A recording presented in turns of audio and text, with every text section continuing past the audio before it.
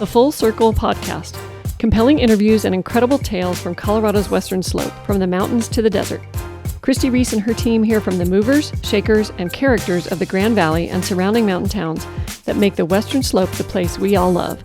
You'll learn, you'll laugh, you'll love with The Full Circle. Hi, everyone, and welcome back to the Full Circle Podcast. I'm your host, Christi Reese, and I'm really excited today to have as our guest Nathan Perry, an economist here in the Grand Junction area and also professor of economics at Colorado Mesa University. Welcome. Yeah, thanks for having me. Yeah.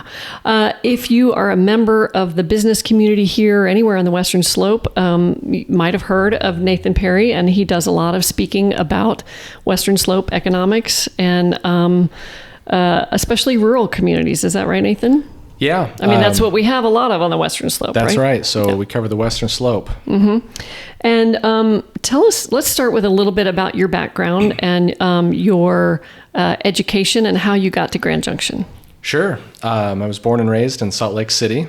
Blue-collar family, so my dad runs a welding business. Uh-huh. So I know how to weld. I grew up pipe fitting and, working on construction sites. And I was good at school. I had a really high GPA, so I went to college and wasn't sure what I wanted to do after I finished my undergraduate. Mm-hmm. But I had done a low-income advocacy internship. So I worked for a place called the Urban Community Center, and I did a bunch of low-income advocacy research and some legislative lobbying, which was kind of cool as a 21-year-old. And this was in Salt Lake City? This was in Salt Lake. And the person who I worked for in that internship said, wow, you'd be really good at a PhD in economics. And I wasn't sure what I wanted to do at that point. I wasn't sure if I was going to follow my dad into construction, if I was going to... It's a big change. I was lucky to have options, I guess. Yeah. But I thought about a master's in finance. I thought about going to law school. But anyway, she wrote me this incredible letter, and I ended up getting into a PhD program, not only just getting in, but they waived tuition and gave me funding to be a TA. And I just thought that was too good of a deal to pass up. And it was at the very old age of 22 that happened, which was way too young to start graduate school. Did you understand the occupational opportunities that might be available to you as an economist? I was interested in policy. I was interested in data. I was interested in finance. When you're 22, you don't really know until you get into the world. Mm-hmm. It's easy for me to say in my 40s what that is to a student because I've worked in this career and I can see the paths that people go. But when you're 22, you're just I just hope I get a job, right? Yeah, something that pays the bills. Yeah. And so I'd worked at American Express for 5 years, which was a really great experience. And don't know. I mean, they just gave me money. And so I just went to the PhD in economics. Yeah. Awesome. And how did you get to Grand Junction? Yeah. So in 2010, I finished my PhD, and I basically drew a circle around Salt Lake City, where my wife's family is from. And I said, here's a half a day's drive, and here's where I'm willing to live. And this school that I'd never heard of called Mesa State College had an opening that year. Mm-hmm. And I threw an app out and came out here and interviewed and ended up getting the job, which in 2010, the Great Recession, felt very fortunate to get a job. I have multiple friends that were unemployed for multiple years. In the economics field, you mean? No, or just in general. Across the board? Yeah. Mm-hmm. And even in academic jobs were hard to get. I was willing to work in banking, which was 0 jobs. Mm-hmm. I was really good at teaching in graduate school. I taught a lot of classes, which is abnormal. Usually you don't teach a whole lot during grad school, but I liked it and I was good at it. And so I had a good teaching resume, and I took the job and moved out here, and the rest is history. Been here since. And since you started teaching here, you opened your own economic advisory company, correct? I do a few things. So obviously I teach economics for CMU, which is amazing. And then we run what we call right now the Economic Center. And so the Economic Center focuses on these economic newsletters. So let me maybe go a little bit further back if you don't mind. Yeah, please. When I moved here in 2010, I got asked all sorts of interesting questions about the economy, and some of them were kind of crazy, just people throwing out anecdotal evidence and data that I thought, man, there's no way that that's true. And so... Are you speaking of local economy? Yeah. Mm-hmm. Yeah. So some people say, well, oil and gas is 60% of the economy here. Mm-hmm. Oh, this industry is, and I'm like, both of those things are completely wrong. Mm-hmm. And so, around 2014, because when you start your academic career, you need to publish papers. That's just part of what we do. We got to show that we're experts and that we can do it. Mm-hmm. So I spent the first few years really focusing on publishing, but I started to notice more and more as I got to know the community, there's this need for data so people could make decisions. And, there's data all over the place, but nobody knows where to find it. And some data, you have to calculate yourself. And mm-hmm. So in the past, there had been these economic newsletters that were conducted. And around 2016... By whom? By Chamber or? No, CMU did it in the 90s and then a little bit in the 2000s. And, excuse me. And so around 2016, there was a request to do them. I think it was from from City Council. And, we just kind of ended up doing it our own way at CMU. Started with Mesa County, then Montrose, and then Delta. And now, Garfield, Rio Blanco, Moffat, and Routt County. Mm-hmm. So we're looking at doing more. We want to expand what we do at the Economic Center. We kind of have a new name we're working on. I don't want to talk about it till, it's formal, but we're hoping to get more faculty involved other than just, being the Nate Perry show and see if we can expand what we do. I'm pretty tapped out in terms of hours. I think everybody in the community knows that, but I think that if we get other people involved, we can do more interesting regional research. So I'm really excited about that. Is the Western Slope, can you use that as a geographic region as a whole, as opposed to the Eastern Slope or, just half of Colorado? Does that make sense to you? I mean, we lumping all of those counties together, plus all the way up to the border, north and south? Yeah, I think, Colorado is an interesting state. It's really like 3 or 4 different economies. Mm-hmm. You have Western Colorado, mm-hmm. and you can lump the mountain towns in, but I think that's their own area. You kind of have this sliver of mountain towns just east of us that really have their own economic issues and things that drive their local economy. And then you get to the Front Range, and that's gigantic. And, there's aerospace and all these other things driving that. Mm-hmm. But then Southern Colorado really kind of has a unique... it's a unique region and has a unique economy. And then the Eastern Plains are also totally unique. Different. Yeah. And so, there are a lot of people who are covering the state of Colorado. You can Google online people who, there's all sorts of policy wonks in Denver that are covering the Colorado data, but nobody was covering the Western Slope. And I think people here were interested in having some data to try and know what's going on. Like you said, you met a lot of people who were giving you all this anecdotal information, and there wasn't really anything to support it. Yeah, that's right. So that's what you've started doing. Yeah. And then it went from newsletters. I started doing a lot of studies. I did a country jam study in 2014, and that kind of got things going for me. My colleague Tim Casey in political science, wonderful man, got me on some of his BLM research, Bureau of Land Management mm-hmm. research, and we did some really cool studies together, including a real estate study where we looked at the value of homes and how natural amenities impact the value of those homes. And, I lived up in the ridges. I rented in the ridges my first 4 years here, and excuse me. Mm-hmm.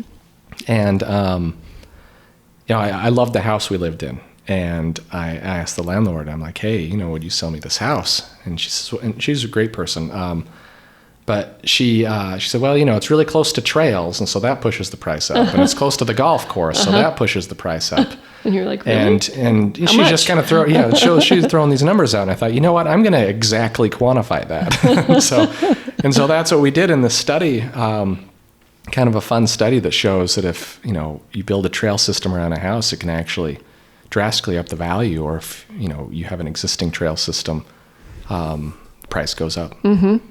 I think we're we're so lucky to have the data that you are providing, but in so many different ways. You've done some economic impact studies on energy, outdoor recreation, festivals, sports events, and nonprofits, and I'm sure other things as well. Yeah. So, we did the Bureau of Land Management research with Dr. Casey. So, we've done all the trail systems, and we've looked at natural amenities.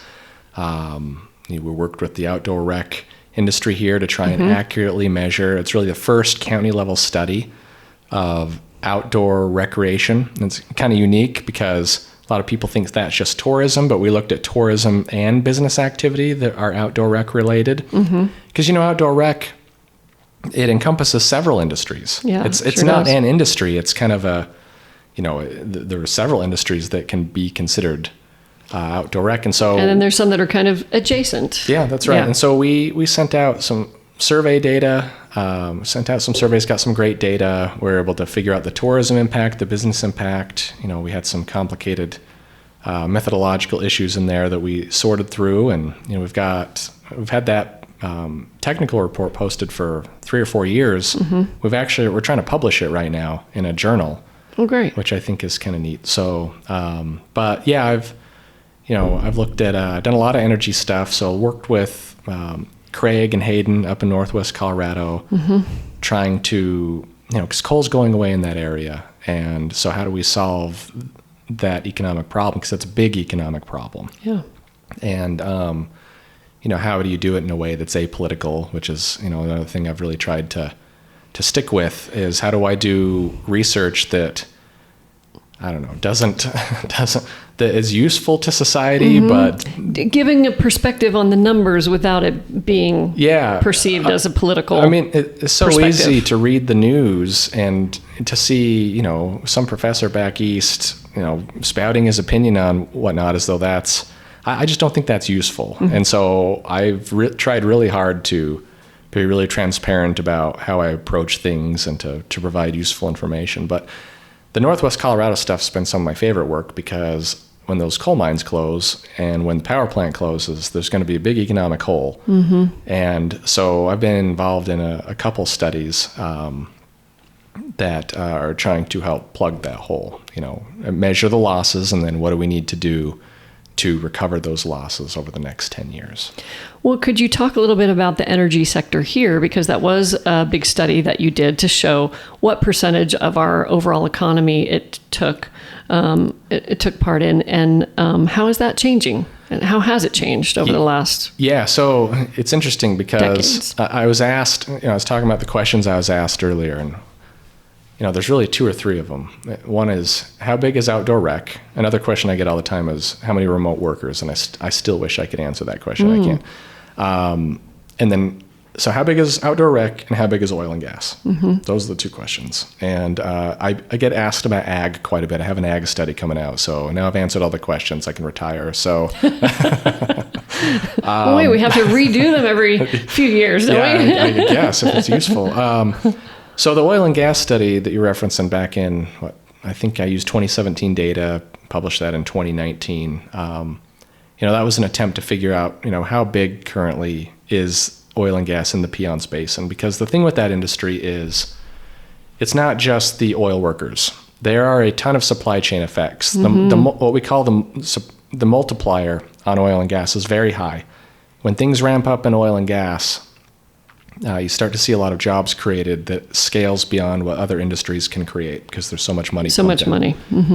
And people in this town know that. If you lived through, 2005 through, the next 10 years after that, people saw in 07, 08. I had oil workers in every house on my block, it seemed like. They were everywhere. Yeah, and if they weren't employed directly by an oil company, then they worked for a construction company that was probably being hired by the oil company. And so that's the supply chain and, what we call multiplier effects. So I can't remember what the numbers in that study showed, but we were at least able to quantify it. But I can tell you what's happened since then. Oil and gas in the region has been falling on average between 5 and 10%, regardless of how you measure it. I covered that in my newsletter. There's a there's a graph in the energy section that shows that it's been on a downward volatile march. It swings down and almost up and down with the net price of natural gas. And so what would be nice for the industry and for the region is if that industry could just kind of start moving horizontally. I don't think a downtrend is good, especially for places like Western Garfield. Mesa is big enough that we can absorb a lot of those jobs. But there are other regions, coal up in Craig and oil and gas in Western Garfield, where that's really the key industry. A lot of other sub-industries exist around that key industry that will also go away. So I feel like Mesa County has done a good job of attempting to diversify so that it's not just relying on outdoor recreation or energy sector. Do you feel that's been a conscious, intentional kind of shift? Yeah, I do. This is an interesting town because there's so much emphasis on economic development. I think after the oil and gas downturn, and it was more than oil and gas. We had a real estate and oil and gas bubble here, so it was worse than the rest of the nation that just had a real estate bubble. But after that, I think a lot of people saw we don't necessarily want to attack oil and gas. We want the industry to be a contributing industry, viable. But there are some things out of our control. So what can we do? And you can build up other industries. And then if oil and gas goes up, great. We get that contribution. But if oil and gas goes down, which it has since 2009, then you have all these other base industries. And that's exactly what you see, and I have that in the energy section or I can't remember what section it's in. Maybe it's in the industry section. But, healthcare has grown like crazy in the last 5 years, really in the last 15 years. And a lot of we've seen a lot of other industries besides oil and gas grow, whereas oil and gas has shrunk. And so the math on that, is basically we're more diversified. But even if oil and gas would have stayed at the 2010 levels, all non-oil and gas industries have grown pretty solidly. And so by any measure, it's really hard to argue that Mesa County is not more diversified away from that one. Now, we're not diversified away from healthcare. But see, the difference is healthcare is a behemoth here. If there were swings in healthcare like there were in oil and gas, this town would be a mess. In trouble. But fortunately, our biggest industry now, which is healthcare, is extremely stable. So you don't see a lot of layoffs. COVID was as crazy as it gets, with healthcare, and you saw a lot of nurses. You did see a downturn in employment in healthcare, but since about 22, maybe late 21, we've seen just skyrocket employment in healthcare. I maybe should have mentioned at the beginning of this that I dropped out of college economics because I thought it was really difficult. My teacher I went to Southern Methodist University, and my professor there spoke in terms of fast cars and cigars and bourbon as his commodities. Sounds very Texas. Yeah, it was. Maybe I need to be more Texas. I didn't make it through the end of that class, but do you think that because the oil and gas was shrinking in this area that the others filled the void, or would they have grown anyway? I think they would have grown anyways. Okay. Don't get me wrong. I see the effort that a lot of commissioners and city council and GGEP and the chamber and all these different organizations put in. That's kind of what I was hinting at earlier. It's an interesting town because people care about economic development. Other towns, other places, like bigger cities, they're sick of growth. It's only if you talk to anybody from Denver, it's like, oh my gosh, it's so crazy. Too big, yeah. Too big. Traffic's terrible. Why are there all these people? But they can say that because they haven't had the type of downswing that Mesa County experienced or the Western Slope experienced. And you realize, wow, we've got to make something happen if that happens again. And I feel like that's kind of the mentality. So let's talk about the future of the different sectors and what jobs do you see being, really big in growth in the next 10, 20 years? Yeah. I think healthcare is going to continue to grow because there's a rural healthcare funding issue that's going to hurt a lot of our surrounding counties, and not just in Colorado, but across the nation. And it's going to push more of the healthcare needs to the healthcare centers, and Grand Junction's a healthcare center. So I think we're going to see a lot of growth in healthcare continue. That's going to affect our population as well, assuming that some of these people from the mountain towns and the rural communities are going to actually move to healthcare centers as opposed to staying in the small towns. Yeah, well, that's the question. How responsive are people who live in these places going to be to moving closer to the healthcare? It depends on their age and depends on their health. Of course, Mesa County skews more towards retirees. We have a big baby boom population in Mesa County compared to the state of Colorado, which has a huge millennial population. So the Taylor Swift album was a big deal in Colorado, but not so much in Mesa County. So, the age of our population also, and the fact that a lot of people retire here. It's a great place to retire. It's warmer. You've got a healthcare center. There are a lot of people, of retiree age. There are things to do. So that's going to put upward pressure on healthcare. Because when you should know in real estate, who are you selling most of your homes to? Well, a lot of retirees. Right. Yeah. And the prices have continue to appreciate, and even with more houses on the market, we're not seeing the median price go down. Right. And so it's just harder and harder for the young folks, young families to come here. Hopefully we get some interest rate reductions that will help change that a little bit. But yeah. I think the apartment situation has been really good, and at least there's some reasonable places for people to stay, younger families and things. But of course, we believe in building wealth and home ownership. So we want to get those people into homes. But it's with the cost of construction, it's getting really hard to build an affordable entry-level home. It's concerning. And it's, I sound like I probably talk about this too much. No, you don't. This is your job. But I think it's one of our bigger issues. We talk about population growth. Oh, why aren't young people having kids? Why aren't they getting married?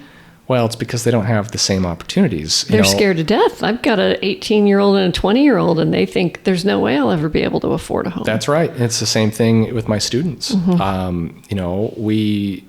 Population growth is one of the most important issues in economics, so I talk about it a lot. And I like to, I get access to all these young people, and I get to try and figure out what the trends are with different generations. And, it's when you grow up in a house with the play set in the back, you don't want to start a family in an apartment. Yeah. Now, lots of cultures have families in apartments. Yes. Even in the East Coast, on a lot of the United States. And I think that's something in the West that we have to start thinking about. But humans care about relative status. That's ingrained in our hindbrain. And, I think that's a holdup for a lot of young people. They're like, well, I'm not where I'm supposed to be to where I'm supposed to be buying a house yet. And then the affordability, we're building a ton of multifamily units, which is great, but it's not going to build wealth. Versus I bought a starter home, in 2005. Unfortunately, I sold it in 2010, so I didn't make any equity. But, that's what you're supposed to do. You're supposed to find an old crappy house and fix it up when you're young, and, you sell it and move on to the next. But if you don't get into that first one, it's hard to do. And interest rates are making it prohibitive for buyers, and sellers don't want to lower their price. And we're going to need a lot more inventory hitting the market to force that price down. You're starting to see it rise, but it's still not a buyer's market yet. What's month supply and inventory at in Mesa? I'd have to have three. Yeah. So we need to get to 5 or 6 for the price to fall. And we're not there yet. Agree. It occurs to me that there's a lot of psychology in economics. Yes. Isn't there? Yeah. It's not just numbers. No. There's a lot of numbers, though. So many numbers. I think, economics is trying to figure out how humans behave together and what the outcomes of that collective behavior mean for our standard of living, And so you can't just assume that everybody acts a certain way and that you're going to see certain outcomes over time. One thing I emphasize in my classes is what we call institutions. And that's culture, that can be religion, that can be government, that can be, certain cultural trends and intergenerational trends.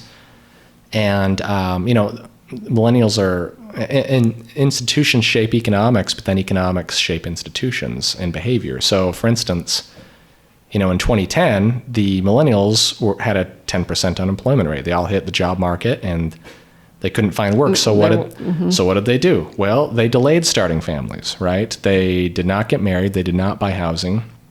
They got into pub culture. So IPA beer became really cool with the millennials, Drinking, millennials drank off the charts compared to other generations. Which I was just reading about the craft breweries all going out of business now. Because so many of them. Because the millennials are too old to drink all the time because they have responsibilities now. But Gen Z doesn't drink. Yeah. And so you can see this with stock prices of alcohol, and so Gen Z is different. They're very entrepreneurial. They're very concerned about housing. They're afraid of each other, because of the culture wars. And I like Gen Z a lot, but they, we'll see what happens with them. Yeah. So. Let's circle back to other job opportunities for Mesa County and Western Colorado. Pretty different in other regions of Western Colorado because a lot of those towns are tourist economies, right? Yeah, I mean, we have a lot of tourism here, but because we're bigger, it doesn't show up as much as, say, if you are in Vail, where tourism is like a huge thing. So we have a good size tourism industry here. I mean, we have magnificent trails. There's tons of public land. So it definitely makes a difference here. And I do think that could be a growing sector for us because from a realtor's perspective, we feel like we're being discovered all the time. We go through these surges where we get phone calls from people going, man, I've never heard of Grand Junction and I just read about it and I want to come there. And we see surges of growth and it gets exciting. And then I feel like it settles down a little bit and then it comes again in these kind of waves. And I feel like there's this constant discovering of Grand Junction, which is kind of cool. Yeah. Well, we're still more affordable than the Front Range. And this isn't, the West in general is just insane. The millennials flock to Colorado, Utah, Idaho, Nevada, Arizona, and all of those states are unaffordable now. But Grand Junction, in Colorado, we're still cheaper than other places. And so if we can provide job opportunities, then that's a great selling point for young people who maybe want to start families. So, yeah. And so, healthcare is a big one. I think heavy and light industry is great for this town, especially with the federal government, emphasis on reshoring, supply chains. I think there are some opportunities there. Curtis at GGIP's on top of who they're recruiting. It's hard for me to kind of to say what industries are my favorite, but those are two that I think are universally liked. So, and we have still a lot of land to develop in this community. I grew up in Lake City, and the population is never going to get very big there because there is not the private land to be developed, and that's a way in a lot of the smaller towns. Right. I mean, if you go north, there's a ton of development. It's crazy. Even up. I was up in the Ridge. I went to the Ridges 360, or what's that called? Redlands, I went to the Prado. Yeah, Redlands. Okay, sorry. I'm like, oh my gosh, I didn't even know that this space existed. 660 acres, right in the middle of the Redlands. I mean, we were a couple ridges over up in the Ridges, and I was surprised. So we still are capped by federal land around us. So it's what is it, 73% public land in Mesa County, but we still. There's still room to expand. Hopefully we can do it in a way that doesn't ruin the charm of the place. That's always the problem with rural economic development is people move here, because they like the charm, but then more people move here and then some of the charm goes away. So how do you balance that? It's hard as an economist because, you want to see growth because it lifts up everybody's standard of living. And so how do you do that but still keep the small town feel? one thing I like about living in a smaller city is, was what I tell people is everything's 15 minutes away here. Versus when I lived in Salt Lake, it was a 45-minute drive to the University of Utah. It was 30 minutes to American Express. Oh boy, you leave at 5 o'clock. I mean, who knows how long it's going to be? Depends if there's an accident. And the same thing in Denver, There's an accident here, about it. Yeah. You can go around it pretty easily. Yeah, I've noticed the last 10 years, there's a little bit more traffic on Patterson these days. Bit, yeah. So I'm like, oh, do we have rush hour now? Is that a thing here? So how to balance those things is tough, I think. But overall for this town, I think that having more economic opportunities is good. Yeah. A lot of your studies revolve around population too, growth and decline, and the trends that you're seeing. Can you talk a little bit about what you're seeing in Grand Junction, and especially the birth rates? Yeah. So, Colorado in general kind of has a demographic problem. We're mostly millennial. The millennials didn't have a lot of kids, and so we're kind of aging without young people to come in and replace. We call it the demographic cliff in academia, where, 2026, 18 years after the Great Recession, there's going to be a drop in just the number of 18-year-olds. And so Mesa County counters a lower birth rate with a high migration rate. So we see a ton of retayees move here, which, by the way, generally have money and stabilize the economy. So not only are we, building a lot of different industries that are, healthcare is fairly recession-proof. In terms of employment, I know they lose a lot of money when there's recessions, but in terms of employment, you don't generally see a lot of layoffs. But retirees, they just keep spending unless there's inflation. And so we saw the inflation hurt retirees, but generally speaking, retirees also help to stabilize the economy. And so in a weird twist of fate, Grand Junction, I think, is set up to be pretty insulated from what we might see with national business cycles, more than other places. How has is there data about the average age of our resident, and how has that changed over the last 25 years? It's stayed fairly consistent. We're always high in the older age group, 60s, what you think of the baby boomer group right now, whatever that was 25 years ago. So it's just because of the retirees, whereas we skew lower with younger generations, especially millennials. But whereas if you look at Denver, it's just this huge spike. There's a ton of millennials in Denver. That's the millennial city. It's like their capital. So, And what are some of the dangers of this kind of aging population? You said retirees, we tend to have a little bit more stable economy, but let's talk about schools and what's happening there. And how does that affect our economy? Yeah, well, we've seen some schools shut down, and this is an issue not just in Mesa County. This is an issue across the nation. The birth rates have fallen. In Colorado, they've fallen. Even in my home state of Utah, which is known for high birth rates, it's fallen. Big families. That's right. But people can't afford it. And so... you wouldn't know if you go to the parade of homes out there. It's unbelievable. It's mind-blowing. Yeah, it really is.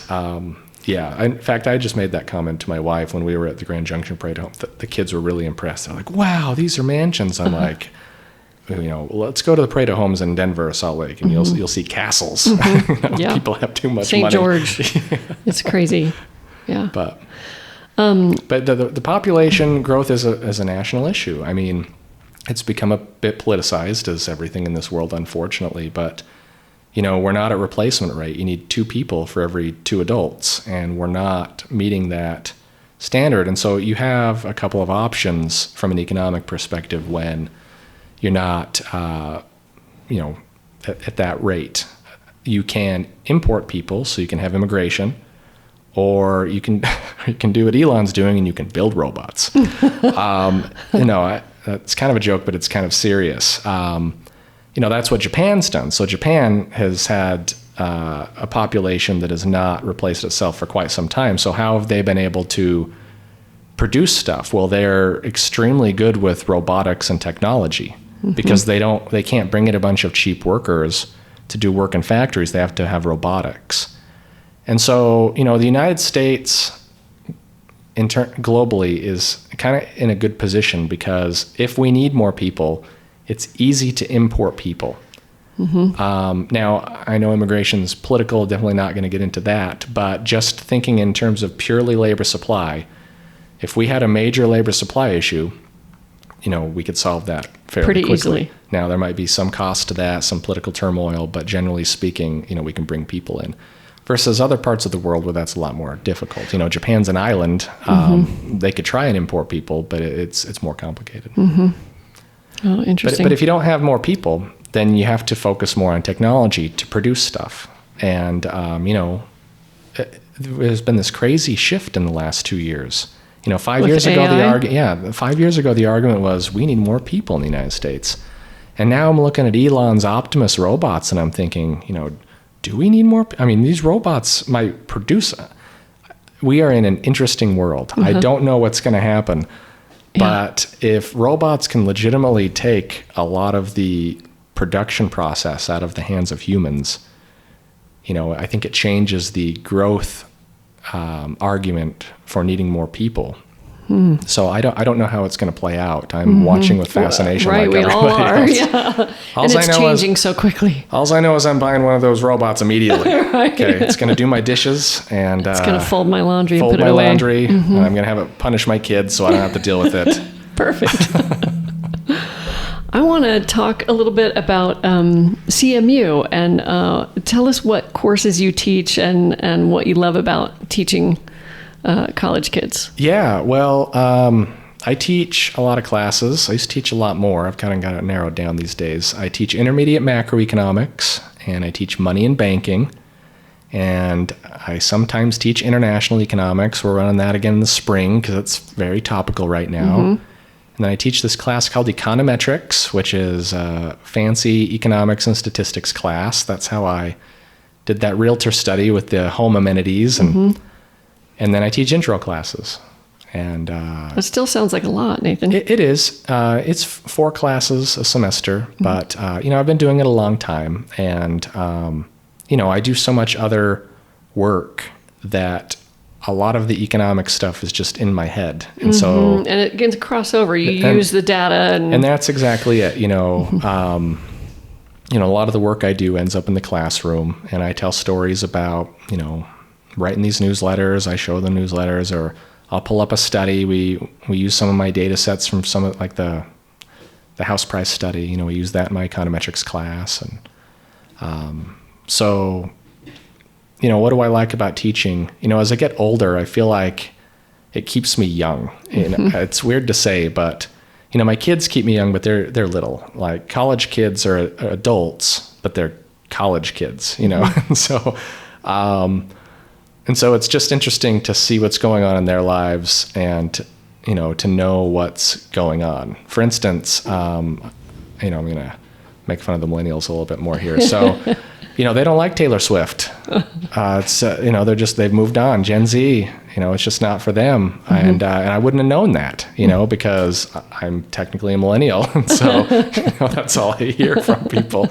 But, you know, you kind of see when the trends change and how culture's changing. Yeah. You know, you see where you get outdated. I'll have a reference to something and the students will be like, what? I'm like, oh, that was too many years ago. You have no idea what I'm talking about, you know? Because I started teaching when I was, this is insane to say, but I mean, I taught my first class when I was 23 or 24 years old. Wow. You know, my second year of grad school, I started way too young, but, you know, so I was peers at the time. And they understood all my references. You know? Right. Now that I'm in my 40s, I have to actually think about these things. You know, like if I make a Terminator reference about robots, how many kids are going to have to understand? say who knows what I'm talking about, and then I got to come up with something else that's, you know, not from the 80s. So, you know, it forces me to. Then I go home and I'll ask my son, who's a teenager. I'm like, okay, you know, do you know what this is? Yeah, who's this guy on YouTube, or who's someone I can? Yeah, it's. I don't know. There are a lot of things I like about it. I like getting up in front of people. I like public speaking, you know, and I think teaching is just kind of many form of public speaking. Well, you do a great job. Everything I've ever attended that you've presented to, I think has been fantastic, and you have everybody in the palm of your hands. Well, thank you. I appreciate that. I sure enjoy it. And, I'm good at that stuff because I've been teaching for so long. I know how to toy with the audience and kind of, keep them awake. And yeah. And from teaching, you got to keep those teenagers awake. But all the adults have sleep issues now too, right? That's right. Yeah. Well, we've all got sleep issues, I think. But yeah. I kind of want to wrap up with just some advice and outlook for small business owners. I'm a small business owner here in Mesa County. What do I need to be thinking about and paying attention to? And as I was mentioning, I was reading the article about a lot of craft breweries really having a hard time, and a lot of them going bankrupt across the country now. And was reading about one that was shutting down, and they said, we saw unlimited potential, and we weren't paying enough attention to certain data points to show us what was really happening in the industry. We were working on passion. So as a small business owner, what kind of advice can you give folks here? Yeah, well, I think small business is the place to be right now. You're seeing a lot of bigger corporations. It's a race to implement AI, which is great if you're going to, if you have a job at a corporation. But as what we're seeing is, we're seeing 16 to 24-year-olds have an 11% unemployment rate right now. Well, why is that? Well, that's because AI is eliminating a lot of entry-level positions. Mm-hmm. And so I don't think it's going to stay that high forever. I think this is just people are figuring out how to implement. It's a transition. It's a transition. Mm-hmm.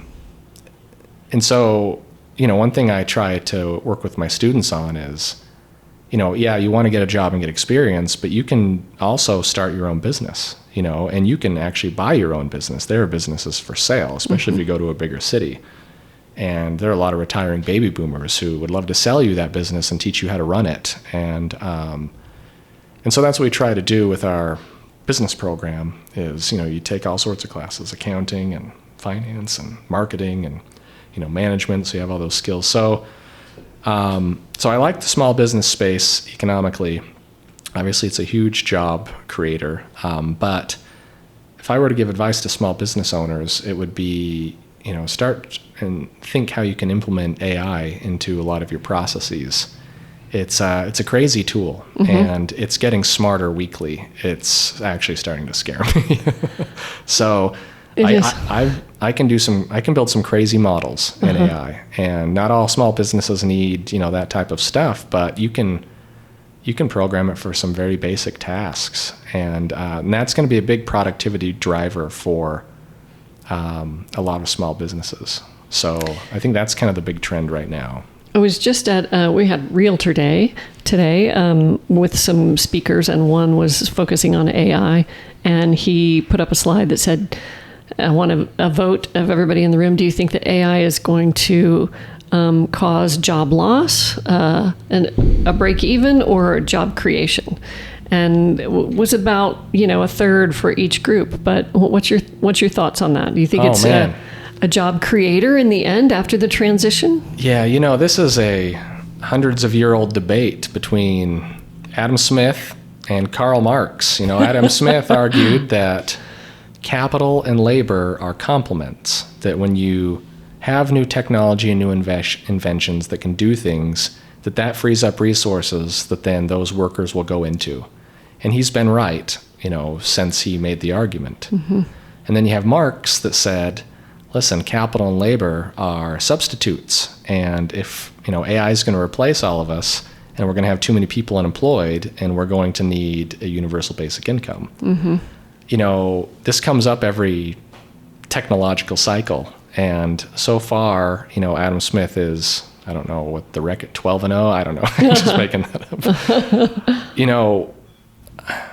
I don't think we're at the point where robots and AI are going to take all of our jobs yet. The question is how is this going to enhance productivity so other people, and then what are those other people going to move towards? What's going to be the new industry where we employ the labor force? Who could have envisioned the money that people are making on social media just as influencers? I mean, what a crazy career.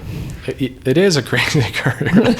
And I don't like it because then my kids think that they can be social media influencers. But then I see how much money the social media influencers, I think, make. And I think, man, should I teach my kids to be social media? Right. I know. No, just kidding. But yeah, you're right. And you just don't know what's gonna hit, and it's hard for me to predict too. Yeah. I just have no idea where this is going to go. As much data as you have in your head. I do a lot of reading, and I don't know. We have an aging population. Are those people going to move into healthcare? That's something that can happen. Are we going to see a lot more robotics built, and we'll need to move people into factories or to be engineers to build the robots? I don't know. Yeah. All interesting things to think about. By the end of our lives, we could have AI-powered robot assistants. Isn't that crazy to think about? Yeah.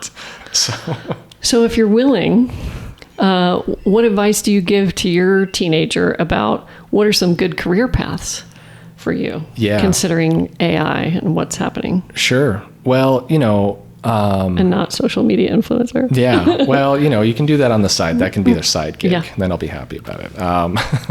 Right. If they're in finance and they have a big following because of their financial knowledge, great. Yeah. Well, I love, I still think business, a general business skill set is still important because robotics and AI can't replace a lot of the things that small businesses do. And I think that's where a lot of the employment growth is going to be. If you're at a mass scale, I worry about corporate employment, certain roles, not all roles, just certain roles. But small businesses generally, they're going to employ AI and technology in smaller ways that may require more people to employ them. Mm-hmm. And this is why this is why I've been emphasizing business ownership and thinking about business, because I just think that's a great path. Mm-hmm. I love engineering. I think I think the world needs more engineers. Anything in the health sciences, I think, is fantastic.